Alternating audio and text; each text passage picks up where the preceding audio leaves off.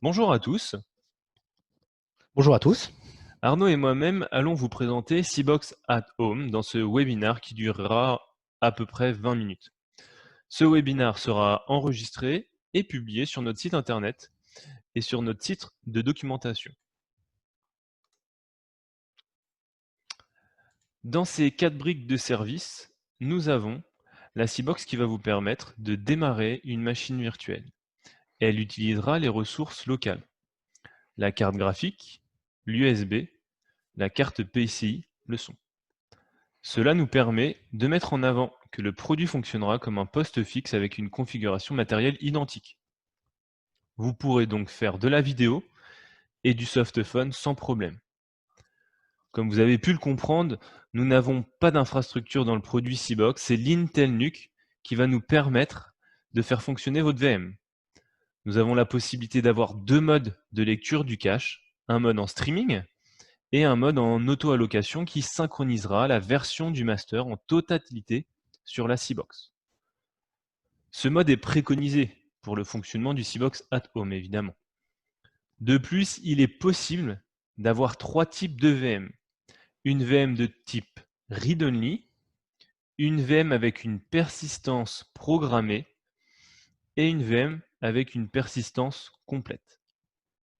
Ensuite, nous allons passer à la partie cloud, le point 2. Le fonctionnement de base de CBOX est un produit qui a des API dans le cloud.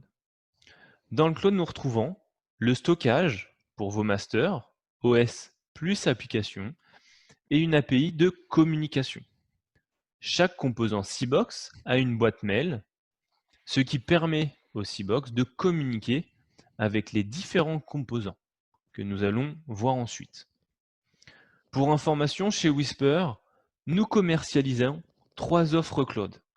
Le cloud Whisper, le cloud CBOX Agnostic et CBOX On-Premise que nous verrons dans un prochain webinar. Concernant le WSO, le point 3, il est hébergé sur votre site central et va servir de serveur de cache des masters et permettre à la fois d'optimiser la gestion de la bande passante et préparer le backup au niveau du cloud. De plus, il va nous permettre de faire passerelle entre la CBOX at Home et le SI du client. Concernant, dernier point, la console, donc le point numéro 4, c'est un outil de gestion de parc, de déploiement et de support. Donc, cette application Java peut être installée sur une machine au sein de votre LAN. C'est le seul outil que nous utilisons pour gérer notre solution. Nous y retrouvons l'ensemble des composants nécessaires à la gestion de notre solution, c'est-à-dire le déploiement des masters, les mises à jour de sécurité, la prise en main à distance par exemple. À savoir que la console n'est en aucun cas limitée par le nombre de CBOX déployés et la localisation de celle-ci. Notre offre CBOX at Home s'articule autour de 3 promesses. La sécurisation du poste de travail distant. Nous reviendrons sur ce thème un peu plus tard dans la présentation. La performance pour l'utilisateur, notamment avec la gestion des flux médias et multimédia en temps réel. Et un déploiement extrêmement simple et peu coûteux. Je vais vous présenter maintenant le fonctionnement de la solution at Home. Après réception de la CBOX at Home, donc dans le schéma en haut à gauche, il suffit de la brancher simplement sur le réseau du collaborateur, à savoir en Wi-Fi ou en Ethernet, au choix. Afin d'accentuer la sécurité, il est tout à fait possible de mettre en place le cryptage de la CBOX ainsi qu'un processus d'authentification à double facteur. Donc dans ce cadre, le télétravailleur devra utiliser une clé USB spécifique fournie et utiliser une application Google Authenticator sur son téléphone portable. Sans ces conditions, la CBOX ne démarrera pas. Donc une fois que ces étapes ont été validées, le CBOX OS va monter un tunnel VPN avec le WSO at Home du site client et permettra à la CBOX de communiquer avec le LAN. La seule nécessité, côté firewall client, sera d'ouvrir le port 6081 vers le WSO at Home qui sera situé en DMZ pour des raisons de sécurité. Effectivement, Arnaud, tu as tout à fait raison. Les spécificités de la mise en place de WSO at Home est un petit peu différent du CBOX standard, c'est-à-dire que ce WSO at Home aura l'intégration de 2 cartes réseau. Donc la carte réseau qu'on appelle numéro 0, qui se trouve côté firewall, qui va permettre au C-Box, qui se trouve à l'extérieur, de se connecter via un tunnel VPN pour créer ce mécanisme de sécurité entre la C-Box qui se trouve chez le télétravailleur et votre WSO. Ensuite, nous retrouvons la carte réseau numéro 1 qui va permettre à cette C-Box de faire sortir la VM sur le réseau que vous souhaitez en fonction de la configuration de votre switch. Il sera possible lors de l'association de la VM de spécifier un VLAN pour que la VM accède à un réseau particulier de votre SI. Comme on peut le voir sur ce schéma, on retrouve le VLAN 1, le VLAN 2 ou le VLAN 3 en fonction du tag intégré dans l'association de votre VM. Donc, concernant le déploiement de notre solution de télétravail, donc il y a deux façons de procéder au choix du client. Donc, le premier choix possible, c'est la réception de la C-Box at home qui est faite directement sur l'un de vos sites. L'équipe technique se chargera ensuite de la préconfigurer et de la renvoyer chez le télétravailleur qui n'aura plus qu'à la connecter sur son réseau local pour qu'elle fonctionne. La deuxième possibilité est la réception de la C-Box at home qui se ferait directement chez le télétravailleur. Celui-ci devra ensuite faire le branchement de la C-Box et le paramétrage de la solution en partenariat avec le service support de l'entreprise. Nous allons faire un focus sur la procédure de déploiement standard de la C-Box at home chez le télétravailleur. Celui-ci va recevoir une clé USB, une C-Box at home et un fichier de configuration. Après l'avoir branché, il devra se connecter sur l'interface d'administration de la C-Box. Il sera alors possible de faire la configuration Wi-Fi, l'intégration du fichier de configuration et pour finir, la mise en place du mécanisme de double authentification. Une fois cela terminé, la C-Box est opérationnelle et l'administrateur pourra déployer une VM chez le télétravailleur. Maintenant, nous allons voir comment Whisper garantit un poste de travail homogène et sécurisé. Donc, nous avons 4 niveaux de sécurisation permettant d'autoriser une C-Box at home à accéder au réseau du client. Tout d'abord, une sécurité physique avec l'utilisation d'une clé USB cryptée, ainsi qu'un processus d'authentification à double facteur sans lesquels la C-Box ne démarre pas.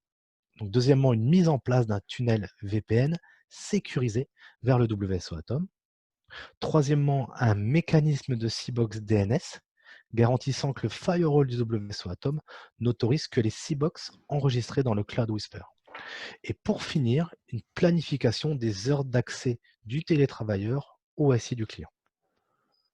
Nous allons passer à la phase de démonstration sur le produit et Bastien va vous montrer les différents éléments dont nous venons de parler. Merci Arnaud. Effectivement, nous allons passer maintenant à la partie démonstration du C-Box at home. Passons maintenant sur la console d'administration C-Box. On retrouve notre console d'administration avec notre WSO ainsi que notre C-Box. Lors de la mise en place d'une C-Box at home, nous allons configurer pour des problématiques de sécurité sur votre WSO ce que nous appelons le static tunneling. Pour cela, il faut aller dans la configuration de votre WSO. Puis une fois dans la configuration de votre WSO, vous allez aller dans l'onglet Advanced. On retrouve la case qui nous permet le static tunneling. Ce static tunneling va nous permettre d'autoriser une C-Box qui se connecte. Une fois que nous avons paramétré le static tunneling sur votre WSO, nous allons faire la configuration d'un fichier pour pouvoir installer votre C-Box à distance. Pour cela, nous allons dans le Home Configuration. Ensuite, nous intégrons ce qu'on appelle un code d'activation. Vous intégrez votre client name, vous allez mettre le nom de votre C-Box, C-Box-50 par exemple. Vous allez faire une liaison avec une adresse mail, test@test.com. Ensuite, vous allez sélectionner en fonction de votre besoin le cache préallocation, la modification de la MTU, ainsi que si vous souhaitez faire de la data encryption et en plus de ça d'utiliser ce qu'on appelle un token physique pour démarrer votre CBOX ainsi que votre VM. En fonction du besoin, ces différents paramètres ne sont pas activés. Pour le CBOX at Home, le cache préallocation est vraiment primordial pour permettre de sourcer en totalité votre VM avant de la démarrer. Ce data encryption va nous permettre d'activer ce que nous appelons la double authentification, le MFA. Et l'USB token est un token physique que vous devrez mettre dans votre CBOX pour pouvoir démarrer votre VM. L'USB token peut être facultatif, cela n'est pas obligatoire. Il peut être conseillé en fonction des différents besoins de nos clients. Une fois que ce fichier de configuration est créé, nous allons valider ce paramètre. Ça va vous créer un fichier de configuration qu'il faudra intégrer dans votre CBOX au moment de l'installation. Une fois que la CBOX va se connecter à votre WSO, nous allons avoir une mise en adéquation avec ce qu'on appelle le multifacteur. C'est-à-dire que, en fait, le fichier de configuration va venir se connecter et se mettre en liaison avec un mécanisme de MFA, de multifacteur, et du coup, ça va être lié aussi avec votre CBOX. Ce qui veut dire qu'à chaque démarrage de votre CBOX, vous devrez, avec votre logiciel de gestion de multifacteur, mettre le code pour que votre VM démarre correctement. Derrière ça, nous avons la possibilité, suite à l'activation du static tuning, d'autoriser les CBOX qui se connectent à votre WSO. Donc, nous allons dans le paramètre static tuning du WSO et à partir de cette interface de gestion, vous avez une visibilité des CBOX qui se connectent avec un statut, si elle est démarrée ou pas, et si vous avez confirmé l'accès à cette CBOX à votre WSO.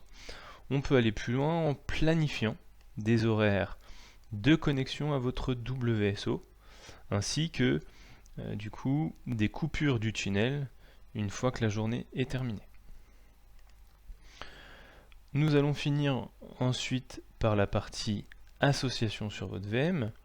Donc quand on retourne dans la configuration de votre CBOX, nous allons voir que le fichier de configuration créé est en adéquation avec la configuration de votre CBOX. Donc la partie data encryption est bien présente. Dans le fichier de configuration qui avait été poussé sur cette CBOX en exemple, nous avions désactivé l'USB token, mais il y a bien l'élément qui est le cache auto-location qui permet en fait de sourcer la VM avant le démarrage. Et derrière ça, on retrouve dans l'association de votre VM différents modes de gestion qui vont vous permettre, en fonction des besoins de nos clients, soit un mécanisme de tunneling qui va permettre de faire sortir les flux de la VM sur la deuxième interface de votre WSO, comme mentionné précédemment dans la présentation. C'est ce qu'on appelle le WGC Network Endpoint. Une fois que cet élément est coché dans votre VM, cela va permettre à la VM de passer dans le tunnel VPN qui se trouve entre la CBOX et votre WSO et sortir sur la seconde interface de votre WSO dans votre réseau à vous. Si ce WGC Network Endpoint n'est pas coché, la VM sortira par l'interface de votre CBOX pour accéder au réseau du télétravailleur. Donc on retrouve dans notre cas que le WGC Network Endpoint est configuré pour permettre à cette CBOX de sortir dans le LAN au niveau du WSO sur cette seconde interface réseau. Voilà comment est gérée une CBOX en mode at home chez Whisper. Je vous remercie.